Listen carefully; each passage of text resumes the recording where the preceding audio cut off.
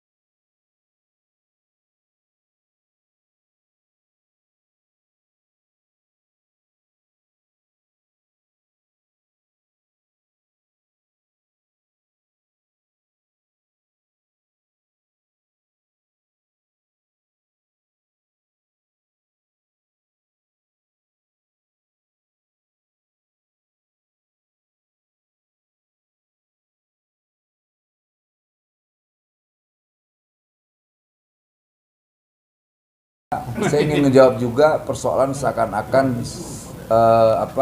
dulu kan ada narasi ya saya harus bertanggung jawab soal kasus Ritek kan dulu ya ini sebenarnya jawaban hari ini kita nih saya ingin menyampaikan bahwa ketika saya didelegasikan untuk ngurus Ritek itu kita menahan agar tidak terjadi PHK dari bulan Oktober sebetulnya karena kan sebelum saya pelantikan, itu proses PHK itu sudah ada.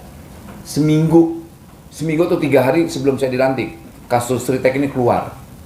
Gitu. Dulu angkanya 50.000 buruh Ritek akan di PHK, itu peristiwa pertamanya. Kemudian ya kita saat itu dipanggil, kebetulan saya ada di Magelang saat itu, dipanggil semua kementerian untuk coba konfirmasi apakah ini benar. Ternyata kita cek lagi ke Ritek, ya mereka bilang ya ini yang terjadi Pak gitu loh. Tapi saat itu saya coba mohon untuk di hold, jangan ada PHK gitu, jangan ada PHK dan saya waktu itu menjamin untuk tidak ada PHK dan itu terjadi dari bulan Oktober sampai Februari tidak ada terjadi PHK. Kemudian kurator memutuskan untuk pilot, yaitu bukan domain saya lagi, kementerian gitu loh, karena itu sudah pada masuk wilayah hukum yang nggak mungkin jangkauan saya sebagai eksekutif. Seperti itu kira-kira. Tanggung jawab itu tetap harus dibebani kepada manajemen yang lama ya, nggak bisa enggak. Kemarin kan kita juga menegosiasikan soal itu, soal pesangon. Pak Menteri saya coba membangun komunikasi lewat saya untuk menyampaikan hak-hak dan kewajiban perusahaan terkait pesangon. Nah itu saya sampaikan langsung ke Iwan dan Wawan. Ingat. Tapi ya begitu, mereka bilang ya tanggung jawab ini bukan tanggung jawab kami lagi Pak. Alasannya apa? Karena itu sudah di wilayah kurator.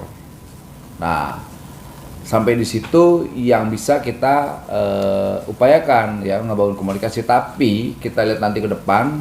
Tapi yang pasti siapapun punya tanggung jawab terhadap kewajiban yang harus dibayarkan ke buruh ya. Tapi kita akan tetap mengawal terkait kewajiban-kewajiban yang belum terpenuhi terhadap kawan-kawan buruh Ritek. Sama satu lagi Pak. Buruh ex-Ritek itu ada proses rekrutmen yang sekarang sudah berjalan. Dan kemarin saya dapat informasi sudah ada berapa ratus yang sudah masuk kerja di namanya bukan Ritek yang namanya sekarang saya nggak tahu namanya apa nih, masih Ritek atau tidak saya nggak tahu tuh. Tapi di tempat pabrik itu sudah ada proses rekrutmen persis apa yang menjadi komitmen kita negara ya, Pak Menteri, saya dan kurator untuk agar kawan-kawan Ritek ini dipekerjakan kembali kalau seandainya sudah ada investor baru dan seperti komitmen itu sedang berjalan.